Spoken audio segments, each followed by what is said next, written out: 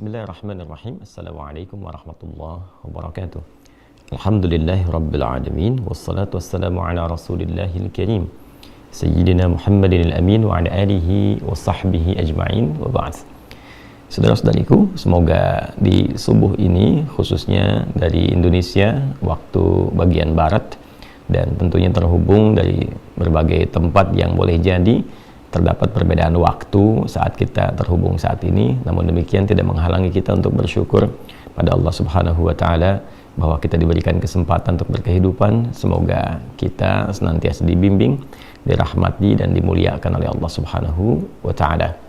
Selanjutnya kita pun bersolawat pada Rasulullah SAW dengan berharap dari solawat yang kita mohonkan kepada Allah terpercik kepada kita percikan-percikan keteladanan yang dituntunkan Rasulullah SAW dan berpeluang mendapatkan syafaat Rasulullah saat kita kembali pada Allah Subhanahu wa Ta'ala. Saat ini kita akan mencoba menyambungkan kembali pembelajaran kurikulum kita di MIRA, Ma'had Islam Rafiah Akhyar, dalam pembelajaran kurikulum online yang insya Allah seperti kami seringkali sampaikan dan tegaskan, beberapa waktu ke depan setelah ada penyesuaian di pembangunan pesantren, kita akan mulai masuk pada kurikulum pembelajaran yang tersusun sesuai dengan jurusan-jurusan yang telah dipilih. Sudah ada 5-6 spesialisasi ya, yang sebelum pandemi bahkan kita telah belajar offline. Baik teman-teman sekalian, nanti kita akan sampaikan itu semua di akhir pembahasan. Kita akan melanjutkan terlebih dahulu materi yang telah kita kurikulumkan dari pembahasan seputar akidah. Kemudian setelah itu kita masuk ke bab salat ya. Bagi yang baru bergabung, teman-teman dipersilahkan untuk merujuk kajian yang telah kita uraikan sedemikian detil insyaallah di pertemuan-pertemuan yang lampau. Khususnya kita sediakan satu kanal pembelajaran di channel YouTube MIRA, Ma'had Islam Rafiah Akhyar. Di pertemuan yang lalu kita telah juga menyelesaikan pembahasan tentang amalan-amalan pasca salat, ke zikir dan turunan-turunannya. Sekarang kita akan membahas dari amalan turunan-turunan salat sunnah ya, amalan turunan salat sunnah. Dan di kesempatan ini kita akan memulai dengan satu salat yang mendapatkan perhatian tinggi di dalam Al-Quran, juga dalam hadis-hadis Nabi SAW dengan rincian-rincian yang sangat luar biasa, keutamaan-keutamaan yang juga ditampilkan sangat penting baik dalam Al-Quran ataupun juga hadis-hadis Nabi Muhammad SAW. Yang dimaksud adalah salat tahajud. Hari ini kita akan ambil bagian pertama karena waktu kita juga cukup singkat. Kita akan bahas tentang pengertian, keutamaan dan tentunya perbedaan antara salat tahajud dan salat lail atau qiyamul lail. Bismillahirrahmanirrahim. Di antara sekian salat sunnah atau dikenal juga dengan nafilah, kita berikan dua perbedaan ya dari istilah. Jadi kalau disebutkan nafilah, maka itu yang dimaksud perbedaan jenis sholatnya ya. Jenis sholatnya dengan sholat apa? Fardu. Jadi ada yang diwajibkan, yang 5 waktu itu 17 rakaat ya. Ada yang tambahan dari yang pokok itu, tambahan dari yang wajib. Nah, tambahan dari yang pokok, dari yang wajib itu disebutnya dalam Al-Quran dengan nafilah ya, sesuatu yang diikutkan pada yang pokok, yang kalaupun tidak ada sesuatu itu, yang pokok tetap utuh ya, tapi ini akan berpengaruh pada keindahan, kebaikan, kesempurnaan. Kita ambil contoh misalnya dalam bahasa Arab, kalau teman-teman misalnya lihat kerbau, sapi dan seterusnya gitu ya, nah itu punya ekor kan ya, ada ekornya ya. Nah sapi tanpa ekor misalnya kan tetap sapi ya, kelihatan dari rupanya, depannya dan seterusnya, tapi kelihatannya ada sesuatu yang kalau ditambahkan ekor itu terlihat jadi lebih sempurna kan ya, jadi lebih bagus, lebih indah. Nah itu dalam bahasa Arab, tambahan ekor itu kalau dimasukkan itu nafilah namanya ya, nafilah. Baik, jadi sesuatu yang bertambah pada yang pokok, ditambahkan pada yang pokok, yang dengan tambahan itu menjadikan kesempurnaan itu menjadi bertambah, lebih baik, lebih bagus ya, disebut dengan apa? Nafilah. Jadi di dalam Al-Quran kita akan dapati salat yang menjadi tambahan pada yang pokok, ya. Yang pokok ini ada yang fardu atau kita kenal dengan wajib, salat wajib. Ini yang 5 waktu, 17 rakaat. Ya. Sementara yang dimaksudkan tambahan dari yang pokok, harap digarisbawahi, bukan menambah bilangan yang pokok. Ya, dari 5 jadi 6, dari 17 biasanya jadi 18 atau 20. Tidak, bukan itu yang dimaksudkan. Tambahan dari yang pokok itu disebut dengan nafilah. Ya. Ya.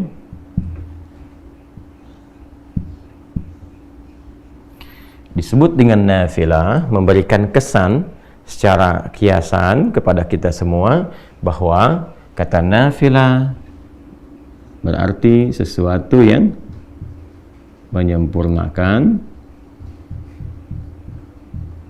Ya.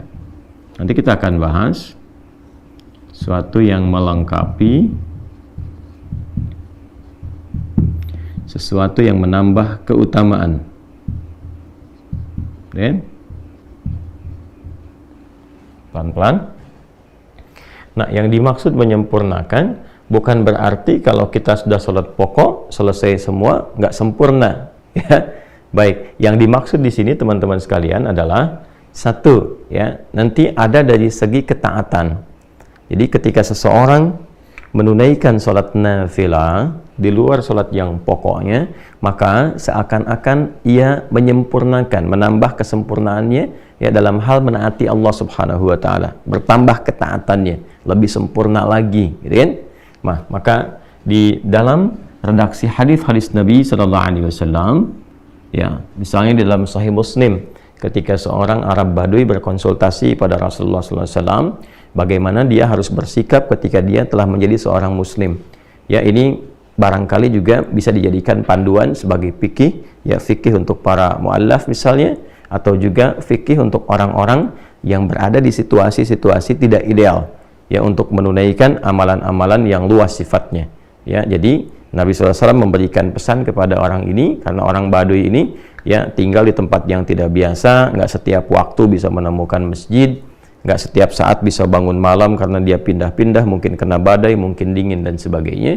Jadi Nabi mengajarkan kepada orang ini ketika dia bertanya, "Ya Rasulullah, ajarkan, tunjukkan padaku amalan yang singkat, padat, tapi berpotensi memasukkan aku ke surga." Kan? Nabi SAW mengajarkan, ya, engkau tunaikan sholat yang pokok. Allah mewajibkan kepadamu 5 waktu, ya, silahkan tunaikan. Illa antatawwa, kecuali engkau ingin menambah ketaatan kepada Allah, ingin menyempurnakan ketaatanmu, tambah lagi, maka silahkan tambahkan tatawwu namanya, ya, tambahkan ketaatanmu. Illa an tatawwu, tatawwu. Nah, tatawwu ini berbentuk sifat, ya, asalnya dari kata taat, ta'atun. Tatawwa ya tatawwu tatawwuan, kata dasar akarnya adalah taat, ya.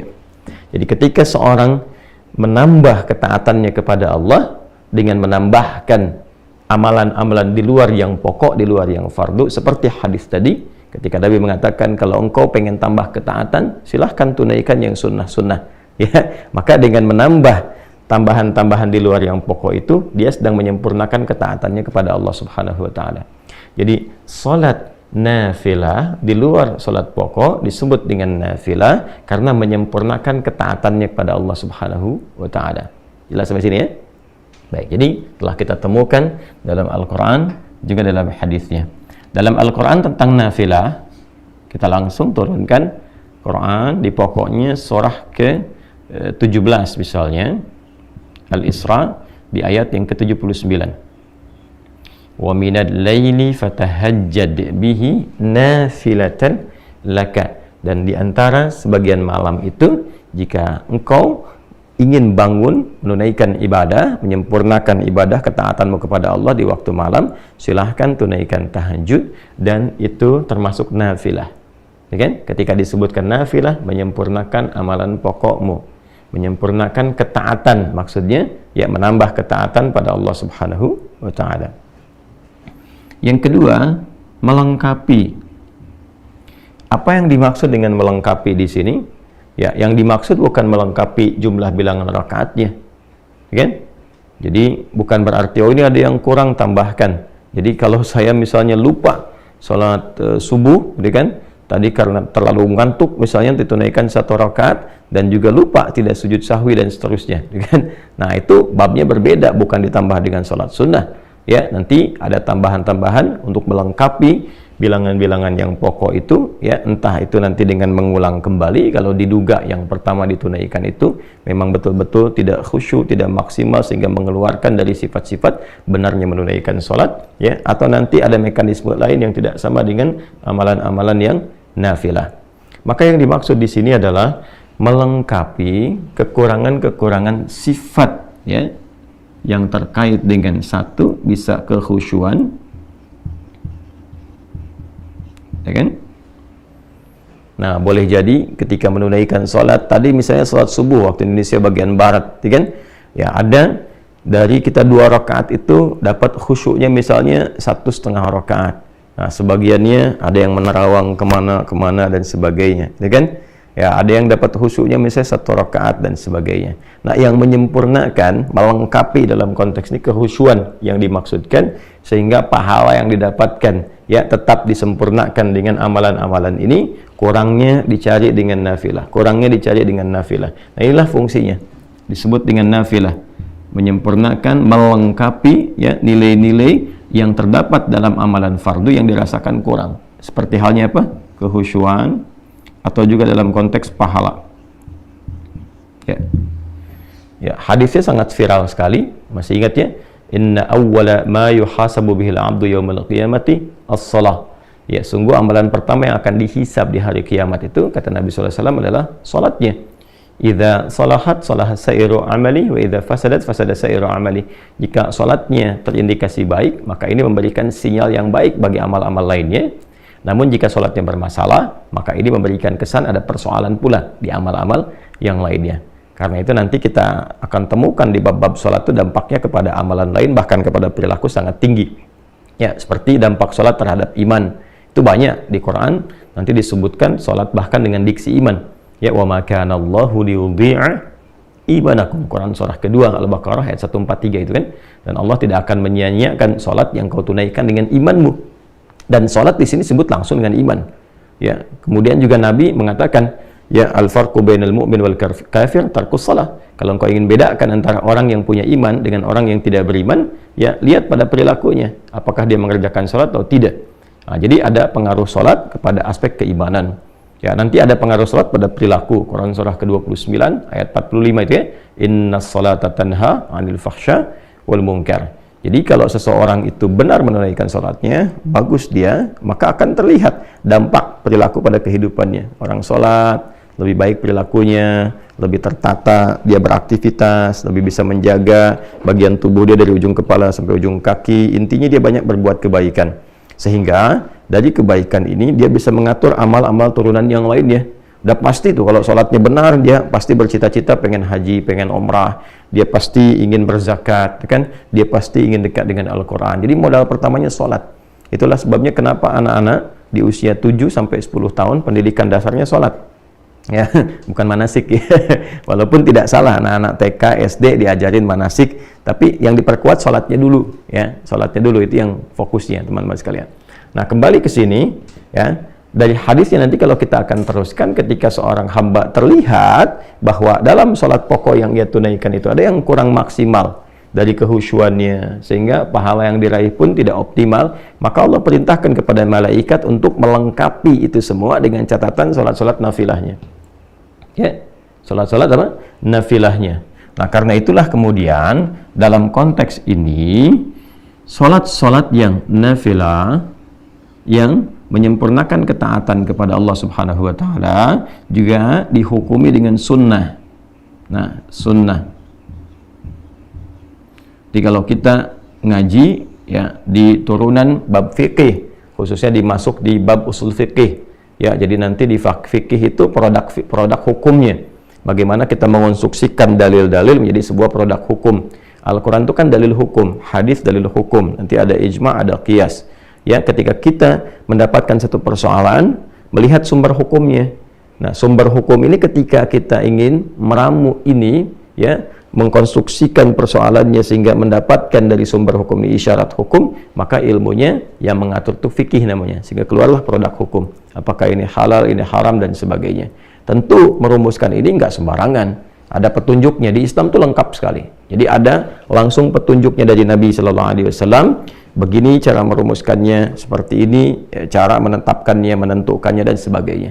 Dari mulai bagaimana Nabi memberikan penjelasan untuk memahami tafsir Al-Quran, lalu menerangkan kepada kita dan menunjukkan begini menafsirkan dan mempraktekannya lewat hadis, dan setelah itu menguji sahabat bagaimana kemampuan mengkonfigurasikan dan memitigasikan persoalan-persoalan untuk diberikan pandangan hukum. Ya, seperti kasusnya sahabat Mu'adz bin Jabal radhiyallahu taala anhu ketika beliau diutus ke Yaman oleh Nabi sallallahu alaihi wasallam untuk menyampaikan dan menebarkan risalah Islam. Maka kepada Mu'adz bin Jabal, Nabi mengetes beliau sebelum berangkat, ya, mencoba untuk mengkonfigurasikan pemahamannya benar nggak ketika berangkat ini, dites dulu. Nah, itulah tugasnya para dai sebelum berangkat tuh, lengkapi diri dengan pengetahuan, kemampuan juga untuk memahami sumber-sumber hukum Islam, ya, sehingga Nabi memastikan kalau engkau nanti ingin memutuskan perkara, bagaimana caramu melakukannya. Maka kata Mu'adz, saya akan melandaskan semua apa yang akan saya jawab itu, pertama saya lihat sumber hukumnya dari Al-Quran, ya, setelah itu dari mana? Ya, dari hadis. Setelah itu kalau engkau ingin memutuskan itu, engkau tidak dapat langsung lihat dalilnya spesifik di Quran, juga di hadis, bagaimana? Ya, ana ajtahidu bira'i, kata beliau, saya menggunakan pendekatan, ya, pemahaman saya yang bersumber dari Al-Quran dengan hadis. Jadi dikonfigurasikan, oh ini seperti ini nih memahaminya, ini ada ayatnya, ini ada hadisnya, lihat isyaratnya kemana, begini hukumnya. Dan nanti yang luar biasa membaca itu, ya, untuk merumuskan pola hukum di turunan fikih sehingga menjadi kaidah-kaidah fikih, diantaranya Al-Imam Asy-Syafi'i dengan kitabnya yang sangat terkenal, yaitu kitab Ar-Risalah, yang dikodifikasikan, dibukukan dari hasil surat menyurat beliau, ya, dengan seorang pembesar yang meminta petunjuk, dijawab, minta petunjuk, dijawab oleh Al-Imam Asy-Syafi'i, lantas itu kemudian dibukukan. Yang sebelumnya didahului juga oleh Imam Abu Hanifah, memberikan isyarat-isyarat qiyas nanti, ya, karena di tempat beliau beraktivitas di Irak itu karena jauh dari Madinah, maka pendekatan ra'i, ya, rasionalitas itu lebih banyak. Jadi kalau kita lengkap di Islam tuh, kalau ingin belajar spesifikasi tentang turunan sumber hukum dalil, ada Imam Malik misalnya, rahimahullahu ta'ala, yang tumbuh berkembang sampai wafat di Madinah, imamnya Madinah, Imam Darul Hijrah. Kalau kita ingin belajar tentang logika dalam agama, bagaimana memahami ini secara logika, bagaimana memahami hukum ini secara pendekatan logika, maka ada Imam Abu Hanifah An-Nu'man. Ya, kalau kita ingin menggabungkan keduanya, ada Al-Imam Asy-Syafi'i. Nanti muridnya Imam Asy-Syafi'i ada Imam Ahmad bin Hanbal. Jadi lengkap, di kita tinggal merujuk, memilih, melihat, dan melengkapi keseluruhannya.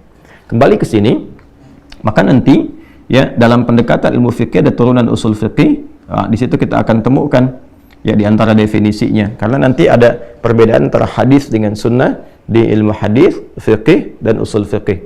Ya, kalau di hadis nyaris keduanya sama, dibedakannya dengan kurikulumnya saja.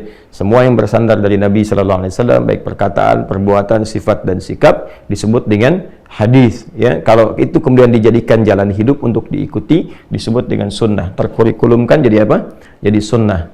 Ya, kemudian ketika masuk kepada aspek hukumnya yang saat dikerjakan, ini ya, dia mendapatkan pahala. Nah, itu yang sering kita dapati kan.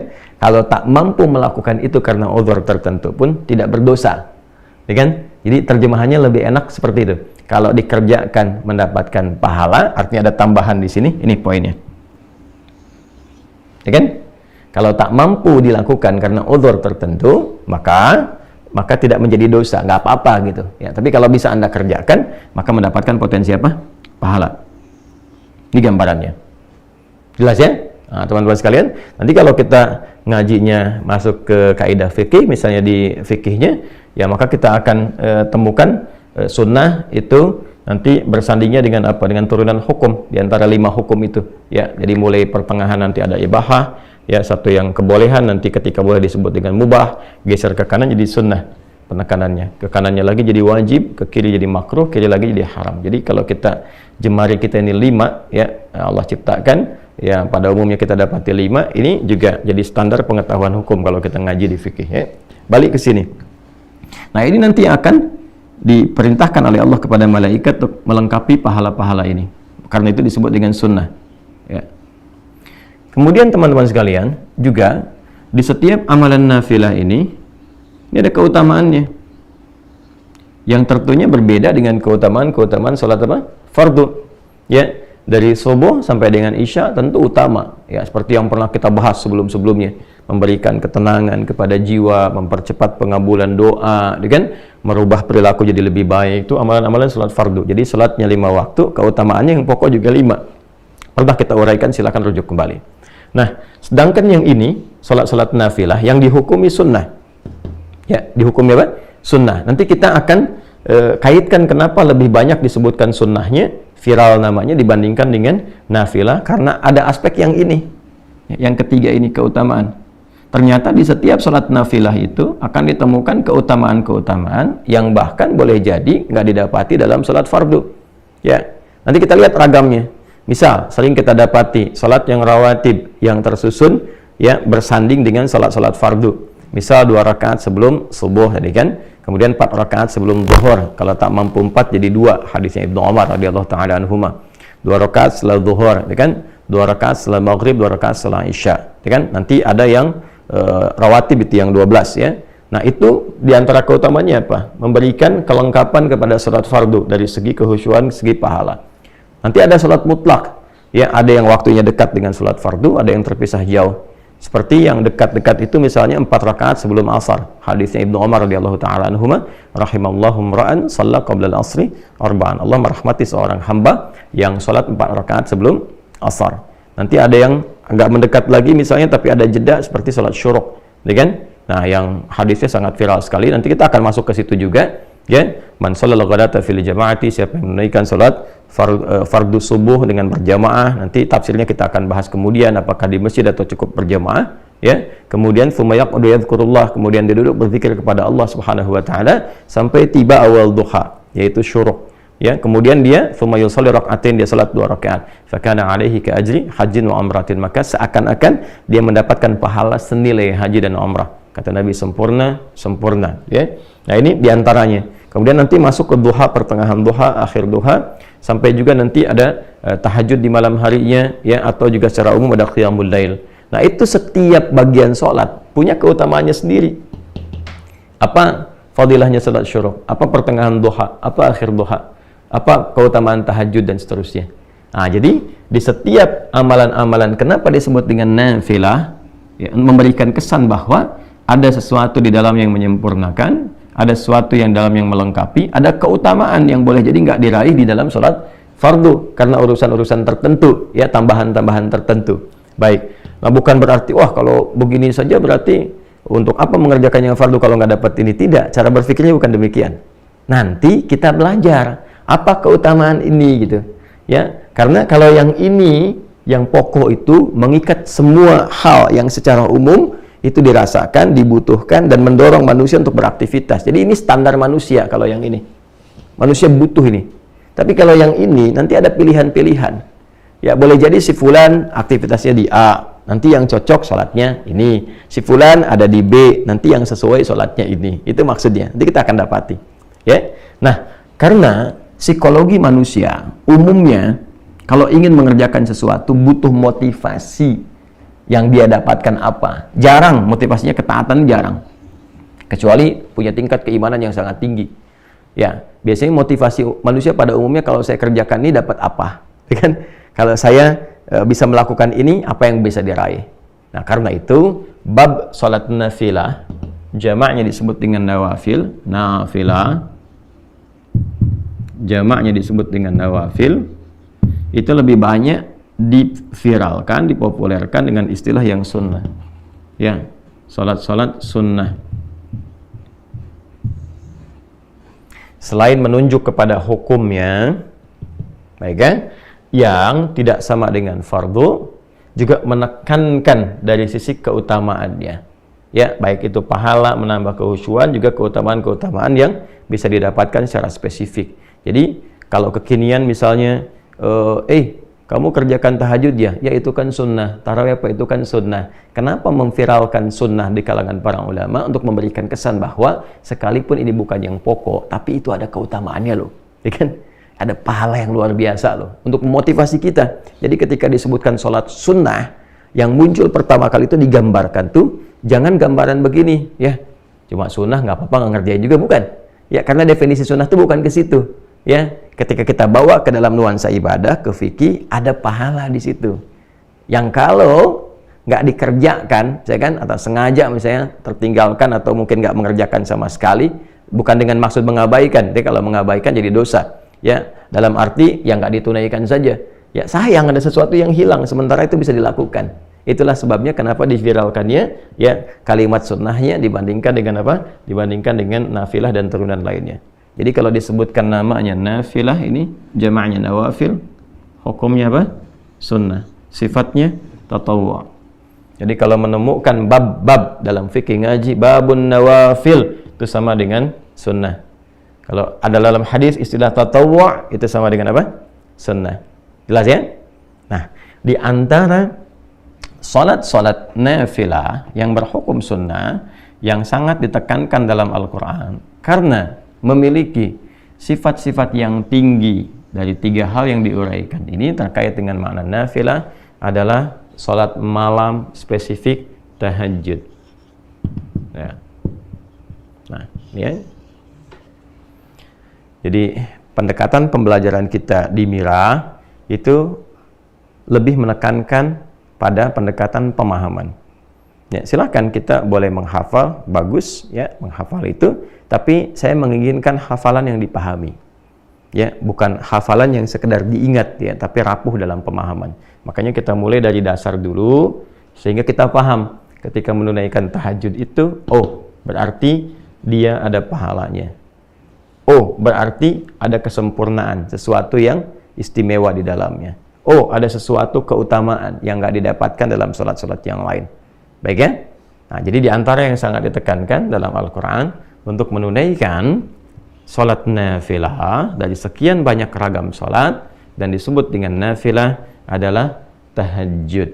Baik, dalilnya Quran surah 17 ayat 79. Wa minal laili, kan? Baik, wa minal lail fatahajjad bih. Nah, nafilatul lak kita temukan katanya nafilatul lak. Ya.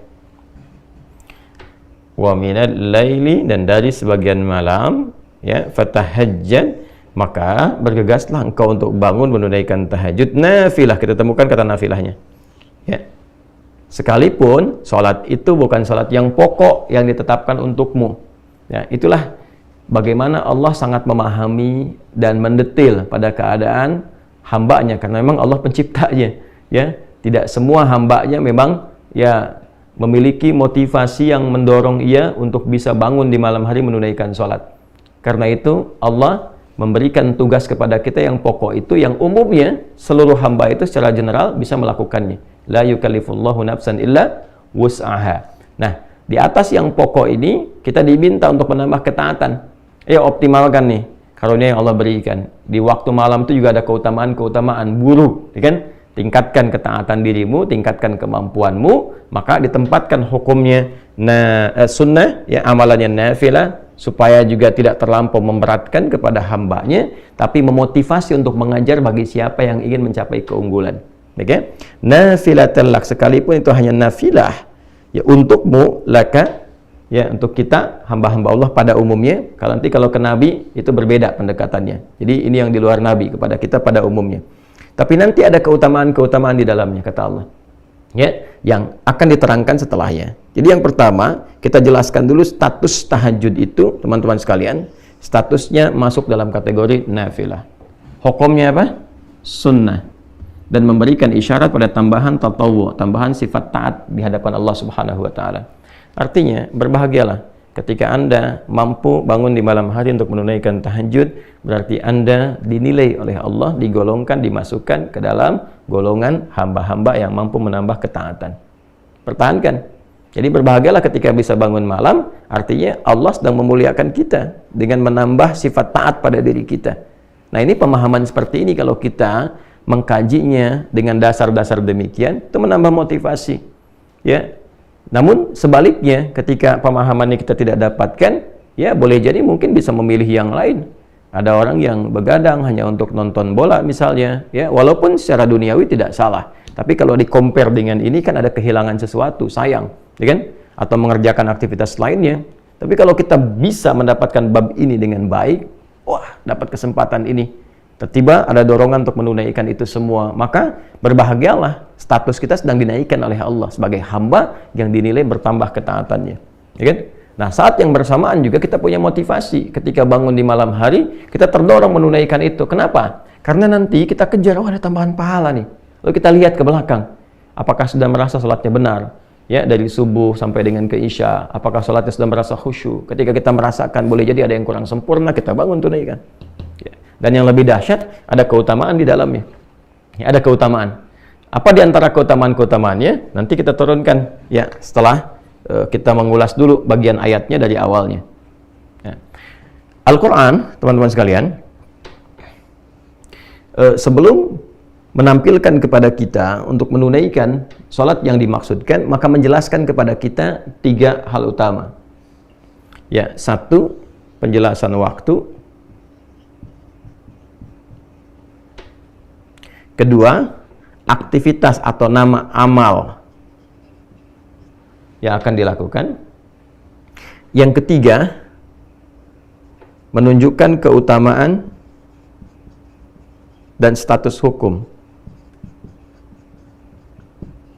Ya. Waktu, amal, keutamaan, dan status hukum. Nah, yang menarik teman-teman sekalian, ini cara kita mengkaji. Boleh kita mengkaji dengan pendekatan-pendekatan, misalnya mengawalkan, bisa membahas waktunya dulu, atau kita juga bisa membahas keutamaannya dulu untuk menghadirkan motivasi, lalu setelah itu baru mulai ke teknis dengan menentukan waktu. Bisa jadi demikian. Nah, kita terangkan tadi, selesaikan di pertengahan dulu, ya, khairul umuri awsatuha, hal yang terbaik menerangkan yang tengah-tengahnya dulu, ya. Baru setelah itu kemudian kita masuk kepada 2 pilihan bagian, baik waktu ataupun keutamaannya. Nah, tahajud. Kita masuk ke sini dulu. Apa itu tahajud? Yang terkait dengan waktu seperti tadi yang saya sampaikan. Teman-teman sekalian, tahajud itu asalnya dari kata tahajjada, ya tahajjadu, tahajjudan. Kita uraikan ke sini. Ya, saya mesti menguraikan dari turunan yang lebih detail karena kalau saya langsung ke pokok katanya, boleh jadi ada sebagian teman-teman yang mungkin mengawali pembelajaran di ilmu shorof, di tasrif, gitu kan? Tidak ke ilmu lughah, ke atasnya belum sampai, ya tidak ke pokok, sehingga terjadi di situ lompatan-lompatan yang kadang-kadang mungkin dari sebagian teman-teman tidak sampai ke sana, ya, karena alhamdulillah kita kan memulai juga dengan spesialisasi bahasa Arab gitu ya. Kayak kalau saya bilang nanti langsung dari hajada, boleh jadi yang belajar tasrifnya dari shorof belum ke lughah yang agak ke atas sedikit menyimpulkan salah misalnya, ya, maka kita urutkan secara agak lebih mendetil. Dari kata tahajjada, ini tahajud. Dari kata tahajjada, ya tahajjadu, tahajjudan. Tahajjad itu pokoknya dari kata hajada. Ini akar katanya. Hajada. Singkatnya ditambahkan tak di depannya. Kemudian tasydid sebelum akhirnya. Ya. Nah, agak cepat. Hajada ini akar kata awalnya, akarnya. Ini bermakna satu aktivitas, ini amal perbuatan. Satu aktivitas yang dikerjakan di malam hari setelah diawali dengan tidur terlebih dahulu. Jelas ya? Jadi awali dengan tidur, bangun beraktivitas. Itu hajada pokoknya. Baik ya? Nah, kalau kita ingin tambahkan ini dalam bentuk kesungguhan, serius pengen bangun nih di malam hari untuk beraktivitas, kan? Maka tambahkan tak di depannya. Ini fungsinya nih. Ya, secara bahasa. Lalu kalau ingin mengisyaratkan bahwa aktivitas itu nggak mudah dilakukan, nggak semua orang bahkan yang ketika bangun langsung bisa mengerjakan aktivitas itu, ya kan? Ya, pengen ngerjainnya jam 3:30, bangunnya 2:30, berusaha udah bisa bangun tuh, ya kan? Tapi tiba-tiba kemudian dia duduk dulu, tahan ngantuk, begitu sadar jam 5, ya kan? Bisa terjadi demikian ya. Nah, maka untuk memberikan kesan kesungguhan, dan itu tidak mudah, butuh motivasi 2 kali lipat, double. Sesuatu yang double itu yang menunjukkan kesan mesti tambah ya, untuk berlipat tuh tasydid disebutnya dalam bahasa Arab. Jadi asalnya menyatukan 2 harakat, yang satunya itu mati, yang satu hidup. Ya, misalnya ini ada hamzah a, ini waw pertama mati, kedua hidup, awal. Maka untuk bisa mempersingkat ini dijadikan 1 huruf tambahkan tasydid, maka double, menyatukan 2 menjadi 1. Yang satu sukun, yang kedua apa? Berharakat. Jelas ya? Ini dari kajian dasarnya. Tapi tasydid juga seakar dengan syiddah, sesuatu yang nggak mudah. Jadi kalau kita ngaji fikih bahasa, kita akan dapatkan biasanya pekerjaan-pekerjaan yang tidak mudah dikerjakan, sehingga butuh motivasi double, 2 kali lipat. Ya, itu secara psikologisnya dia ditambahkan tasydid sebelum akhirnya. Maka berubahlah dari kata hajada menjadi tahajjada, memberikan kesan bahwa kesungguhan, keseriusan untuk mengerjakan aktivitas di malam hari setelah tidur terlebih dahulu, walaupun itu tidak mudah dilakukan, tapi dia menumbuhkan motivasi berkali lipat untuk mewujudkan itu. Nah, sifatnya, karakternya disebut dengan tahajud namanya, ya. Tahajud nih. Ini di Quran kembalinya ke sini, ke kata kerjanya untuk menunjukkan pekerjaannya. Ya, wa minal laili, dan dari sebagian malam. Minnya sebagian, menunjukkan 2 kesan. Ya. Kesan pertama, nggak harus semalam suntuk penuh untuk menunaikan ibadah ini. Ya, cukup sebagiannya lah yang Anda pandang Anda bisa mengerjakan itu secara ideal, sesuai dengan kelapangan Anda. Ya, misalnya kalau Bang ada Isya istirahat, sekarang jam 8, misalnya istirahat jam 9, ya, bangun di pertengahan malamnya, ya kan, memberikan kesan bahwa ya saya bisa bangun jam 1 misalnya, silahkan kerjakan. Jam 2 misalnya, silahkan. Ya, atau awal-awal dekatkan ke subuh misalnya. Kalau subuhnya 4:35 misalnya, ya Anda bisa tunaikan jam 4 misalnya, atau 4:15, sehingga ketika selesai dekat ke subuh dan tidak terlampau ngantuk untuk mengerjakan sholat subuh, karena di awal-awal. Ya, ini kesan min yang didapatkan, teman-teman sekalian. Ya, wa minal laili, dan dari sebagian malam, gak harus semua di waktu malam kemudian Anda gunakan untuk mengerjakan itu. Ya, jadi ini kesannya. Nah, yang paling menarik adalah supaya kita nggak terlampau lompat, kembali ke sini. Fa. Jadi kalau ada fa itu memberikan kesan bahwa ini sesuatu yang penting, sehingga cepat dieksekusi, tidak ditunggu-tunggu, tidak dilama-lama. Ya, jadi kalau sudah bangun, teman-teman sekalian, di malam hari itu siapkan diri dengan baik. Misalnya pengen bangun jam 3:30, pasang alarm dulu kan, 3 kali ya seperti biasa, 2:30, jam 3, jam 3:04. Alarm pertama matikan, alarm kedua siap-siap, yang ketiga sudah ya ready lah ya untuk persiapan itu. Maka kalau sudah siap itu pakai fa, cepat segera tunaikan, jangan pakai jeda gitu, langsung eksekusi. Kemudian ta, ya serius dah, maka cepatlah bersungguh-sungguh kan untuk menunaikan sholat, ya kan, bangun tunaikan sholat, sekalipun tidak mudah kerjakan, tumbuhkan motivasimu 2 kali lipat lebih dari yang biasanya untuk mengerjakan itu. Itu cara memahaminya. Ya, dan dari sebagian malam, gak harus sepenuh malam kau kerjakan itu, ya kan? Silahkan, cepatlah engkau bisa bangun, walaupun itu tak mudah untuk kau kerjakan, cepat kejar dengan serius, ya kan? Tambahkan motivasimu 2 kali lipat dari sebelumnya, tunaikan sholat, ya, yang didahului dengan tidur terlebih dahulu, ya. Jadi ini isyarat kedua dari min ini, ya, dari min ini gunakan waktunya untuk istirahat dulu. Ya, jadi bukan begadang malamnya tunaikan, tidak. Nanti itu perbedaannya dengan qiyamul lail. Kalau qiyamul lail nanti itu lebih umum sifatnya. Termasuk di dalamnya nanti sholat-sholat yang sifatnya bisa ditunaikan sebelum tidur.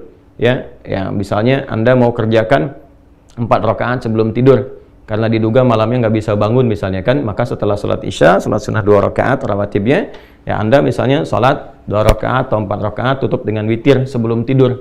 Nah, itu masuknya kategorinya qiyamul lail, bukan tahajud. Ya, qiyamul lail bukan tahajud. Itu perbedaan qiyamul lail dengan tahajud. Jadi kalau qiyamul lail itu sifatnya lebih umum. Ya, sholat yang ditunaikan dari mulai ba'da isya sampai menjelang sahar.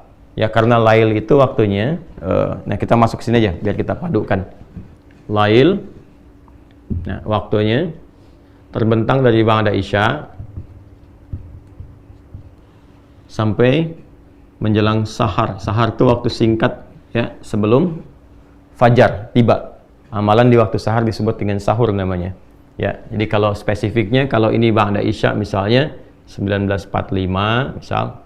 Kalau ini subuhnya misalnya 4.35, taruhlah 15-20 menit sebelum subuh 4.15 misalnya. Kan? Nah, ini masih masuk kategori lail, kan? Nanti di sahar pun masih boleh ditunaikan sholat sampai menjelang adzan, karena Nabi pun dalam satu riwayat pernah kemudian berhenti di waktu sahar ini, ya kemudian beliau beristighfar jenak sambil miring ke kanan itu kan, sambil rebahan itu. Ya, tapi dalam satu riwayat ditemukan, termasuk dari riwayat Imam Ahmad ya rahimahullah taala, bahwa Nabi menduga sudah masuk waktunya fajar, kan? Maka beliau akan rebahan fajar, ternyata masih jauh, ya belum masuk waktu fajarnya, maka beliau teruskan dulu sholatnya 2 rakaat lagi, ya. Ya, ini ada kebolehan. Nanti ada amalan utamanya, amalan utama di waktu sahar, nanti kita bahas supaya tidak terlampau lompat. Nah, dari ba'da isya sampai ke sini lail namanya. Ya, lail, al-lail. Jadi nanti ada pembuka malam, pembukanya muqaddimatul lail itu disebut dengan maghrib. Masuk lailnya itu isya, ya. Isya nih. Jadi ini dari mulai awal-awal sampai ke pertengahan, tengah malam, ya sampai nanti ke penghujungnya sampai sepertiga malam, sampai masuk ke sahar. Ya. Jadi kalau kita mau petakan tinggal dibagi saja. Misalnya di sini dari mulai sepertiga akhir sampai ke ujungnya, misalnya dari jam 1.30 misalnya, terus sampai dengan jam ke-4.15. Ya. Nanti kalau sudah masuk ke teknis kita bisa bahas bagaimana teknisnya kalau dikonversi ke waktu, kira-kira kebiasaan Nabi bangun jam berapa, selesai jam berapa, itu kita bisa turunkan. Ya. Baiklah teman-teman sekalian. Nah, ini dari waktunya ini, kalau ada orang misalnya dia menduga karena lelahnya luar biasa aktivitas, dia duga nggak akan bisa bangun nih jam segini nih. Maka dia memilih sholat ba'da isya, sholat sunnah 2 rakaat untuk rawatibnya, lalu dia sholat sebelum tidur nih. Ya. Apakah dia witir misalnya, ya, yang dia tunaikan langsung 3 rakaat misalnya, 1 atau 3, atau dia sholat pendahuluan dulu 2 rakaat, ya, atau 4 rakaat, lalu dia witir misalnya 1 rakaat, ya. Maka itu masuknya kategorinya sholat yang disebut dengan qiyam. Ya, turunan dari kata aqama, yuqimu, diambil dari kata qama, sifatnya disebut dengan qiyam.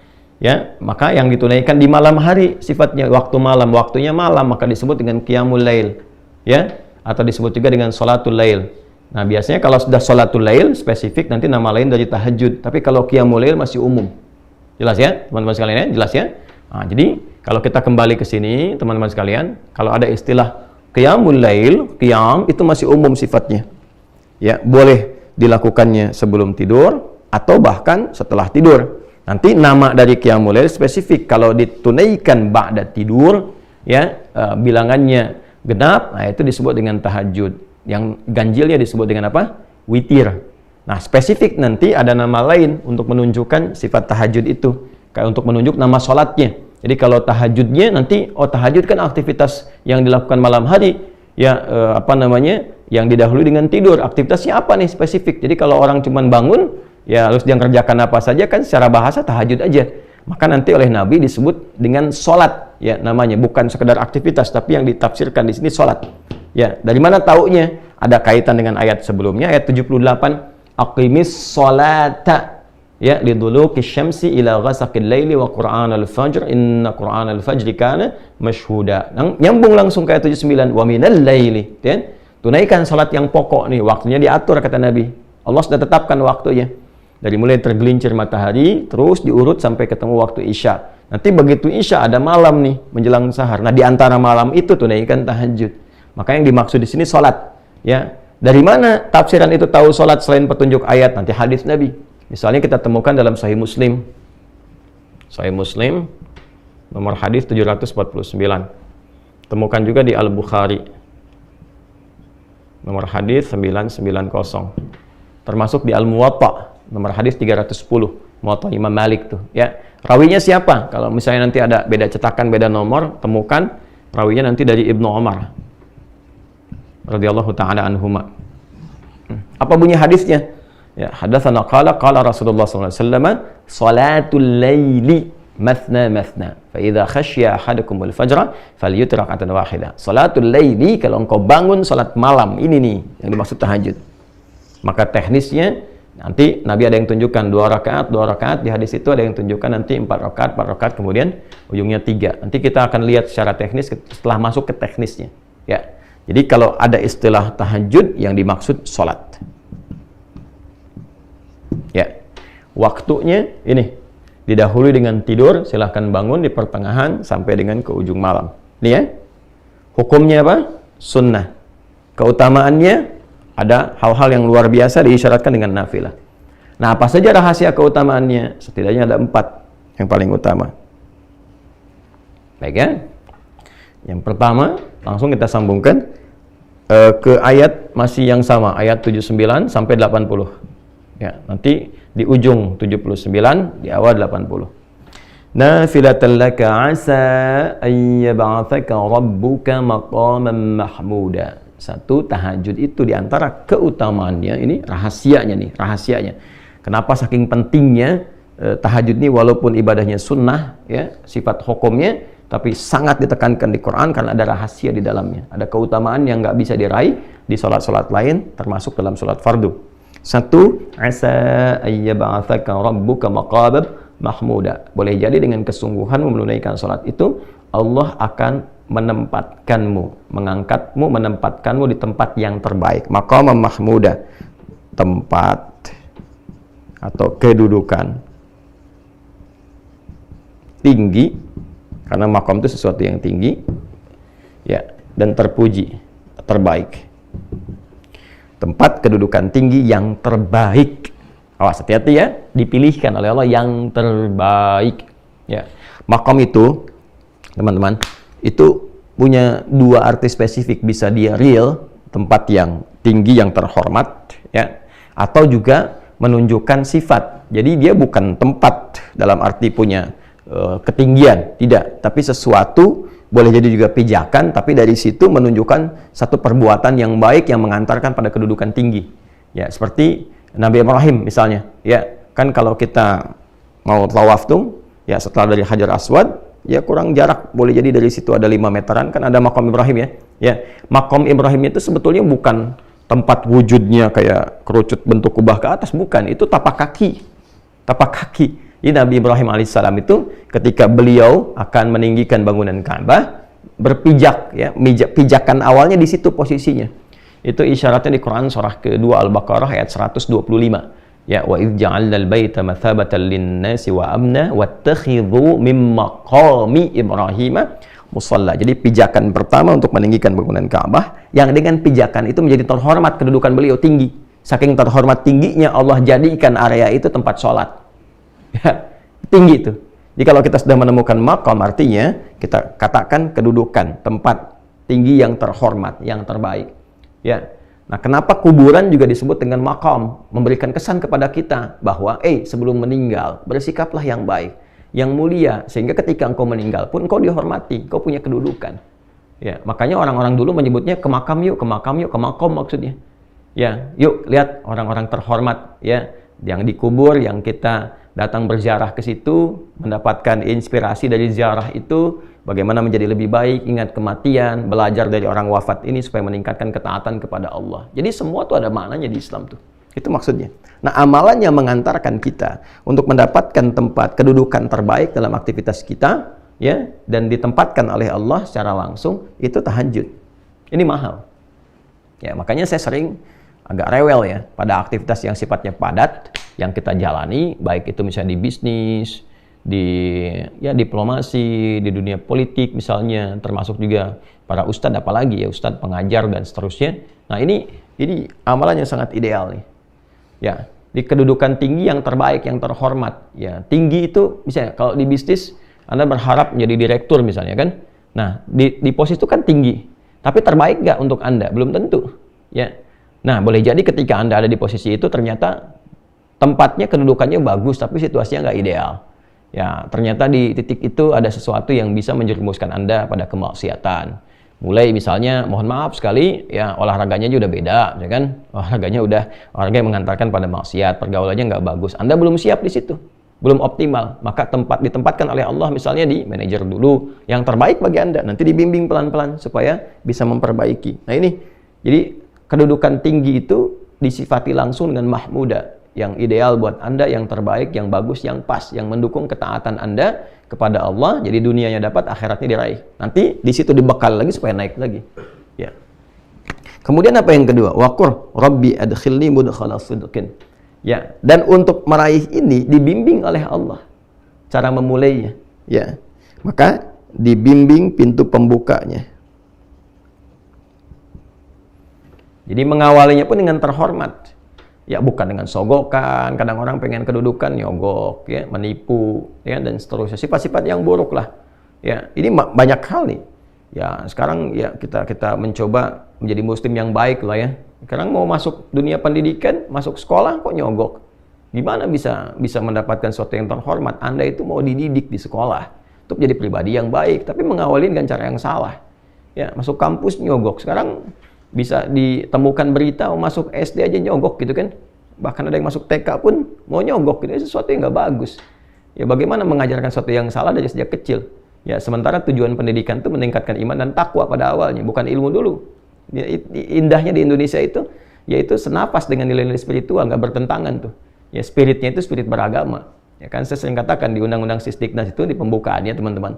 Ya, di pembukaan pasal menimbang tuh, pasal yang B-nya yang kedua itu, dari beberapa yang ada di situ poinnya, kan ditegaskan Undang-Undang Dasar 1945 ya mengamanatkan kepada pemerintah untuk mengusahakan satu sistem pendidikan yang meningkatkan keimanan dan ketakwaan kepada Tuhan Yang Maha Esa. Di iman takwa itu yang paling pembuka, paling utama. Adab itu pembuka utama.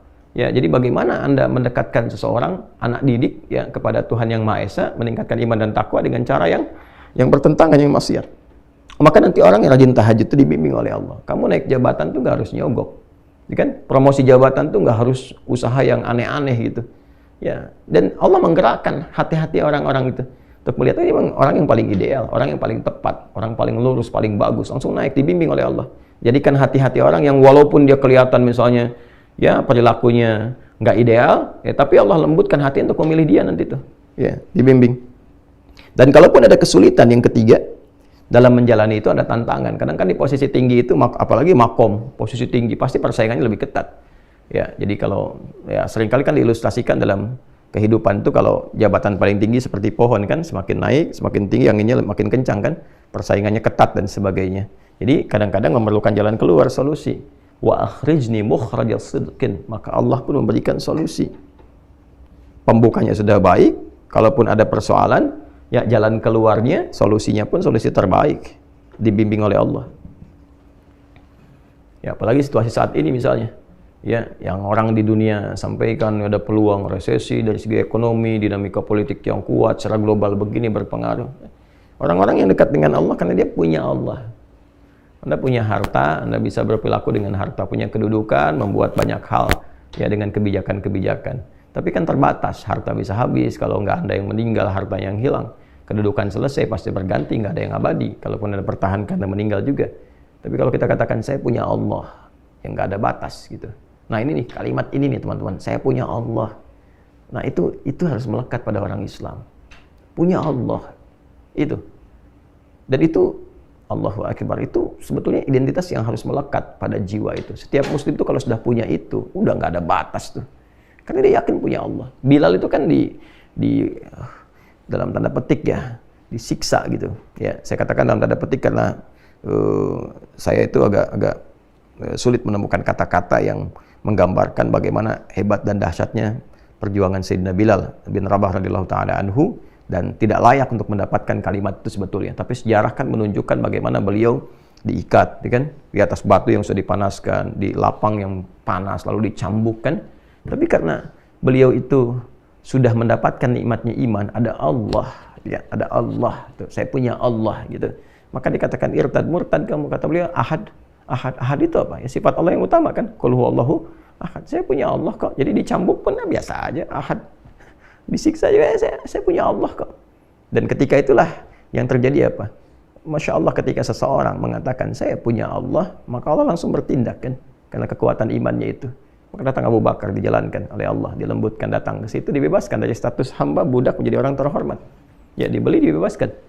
Ya, sangat terhormat. Nah ini, kalau kita punya prinsip seperti itu, maka insya Allah perbuatan-perbuatan buruk itu akan menepi dengan sendirinya. Tidak ada hal-hal yang buruk yang akan menyertai sesuatu yang didekatkan kepada Allah. Dengan sifat apapun, Anda pejabat, kalau Anda mengatakan saya punya Allah, Anda nggak akan korupsi. Anda menempuh jalan yang benar.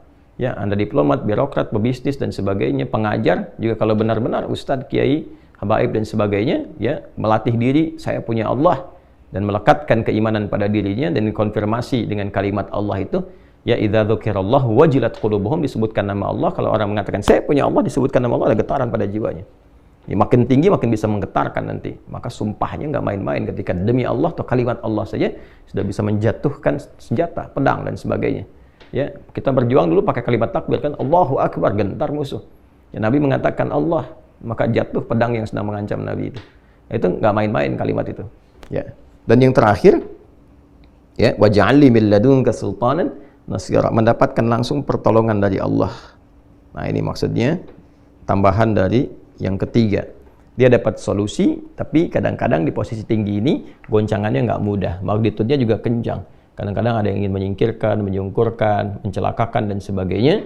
Ya, maka Allah langsung yang menurunkan satu skema untuk menolongnya. Dan ini yang kaitan nanti termasuk dengan surah Yasin dalam konteks pengepungan Nabi Shallallahu Alaihi Wasallam. Ya, Allah kemudian jadikan matanya tak bisa melihat, orang-orang itu ditidurkan, mengantuk, yang mengepung Nabi 100 orang, pasukan khusus yang kalaupun ada hewan tuh bisa terasa, terlihat dan sebagainya. Tapi ya Allah Subhanahu wa taala berkehendak Nabi melenggang begitu saja dalam keadaan ya 100 orang pasukan khusus pemuda-pemuda terbaik itu dalam keadaan yang tidak sadarkan diri.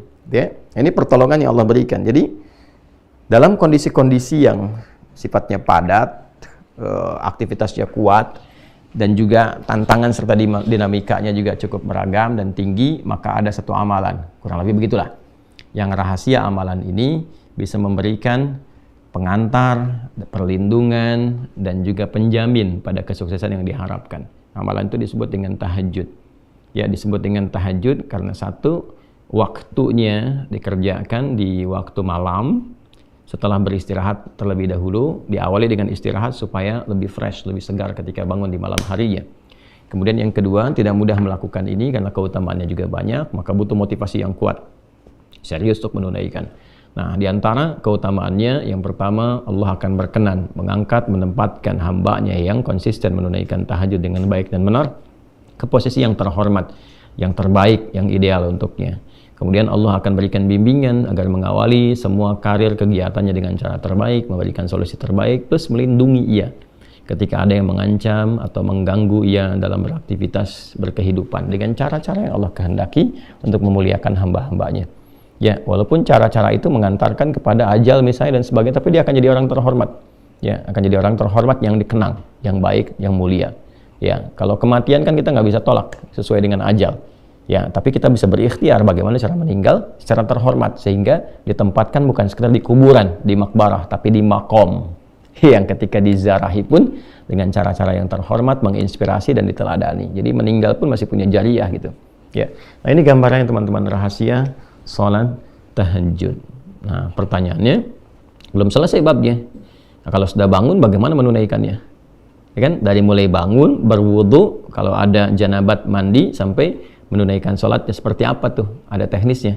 Nah, itu kita akan bahas di pertemuan selanjutnya. Alhamdulillah, kurikulum Mira sudah berjalan kembali. Ya, pagi ini kita mulai. Ya, teman-teman, Mira itu Ma'had Islam Rafi' Akhyar. Punya dua sifat pendidikan.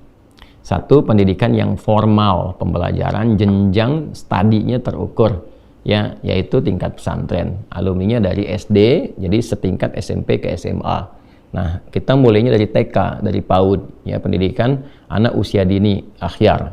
Jadi dari akhyar tuh diharapkan jadi sesuatu yang terbaik ya, di eranya, di usianya. Jadi dari mulai tingkatan itu kita hanya menerima 40 orang, naik ke atas tuh. Nanti lulus TK diharapkan dia sudah punya dasar keislaman yang kokoh, ya sesuai dengan usianya. Jadi Qur'annya targetnya 5 juz, kemudian ada pendampingan ibadah, akhlak dan sebagainya.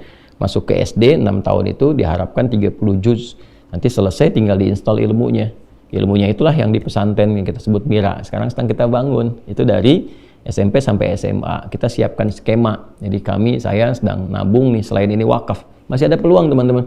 Silakan. Nanti insya Allah diharapkan akhir tahun ini sudah wujud gitu kan. Nah, kemudian mau menjelang Ramadan kita speed up supaya beberapa unit bisa selesai diibadahi terlebih dahulu sebelum digunakan.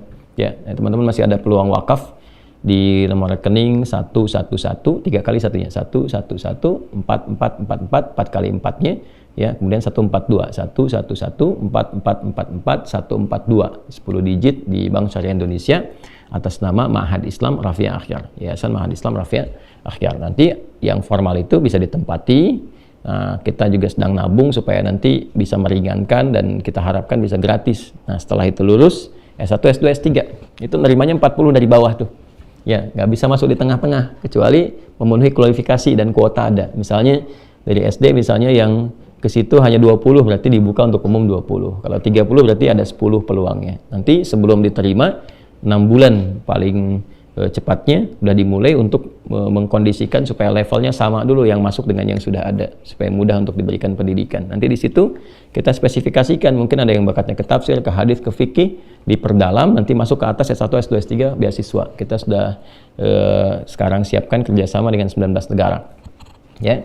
Nah, kemudian ada yang semi formalnya. Saya tidak sebut informal tapi semi formal karena tidak masuk secara sistem pendidikan seperti yang formal tapi pembelajaran jadi formal. Nah, inilah yang sekarang kita berlangsung online-nya yang Mira. Nah, Mira ini dibuat online-nya saat ini bagi teman-teman yang belum tahu dan ingin mendaftar ikut, langsung aja lihat di Uwah Corner tuh ya, langsung ke Uwah Corner, di situ ada paket pembelajarannya, ke situ masuk, kemudian install ya, kita terhubung seperti ini ya, nanti ada Zoom juga dan sebagainya, dan kita nggak ada SPP, nggak ada iuran, nggak ada apa-apa, cuman di awal itu daftar masuk Uwah Corner, ada paketnya, infak yang paket itu untuk belajar, selesai, setelah itu tersambung.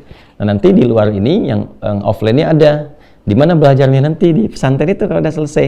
Nanti ada undangan tuh. Jadi begitu santri istirahat di akhir pekan, nah ini yang masuk sesuai profesi. Makanya nanti yang sudah aktifkan akun, mohon profesinya dicantumkan di situ. Nanti pasca Ramadan sudah masuk ke sana. Di kelas bisnis ada berapa orang, nanti dibagi nginap di sana. Ya, dan nggak bayar. Kan kita yang bangun juga. Gitu ya.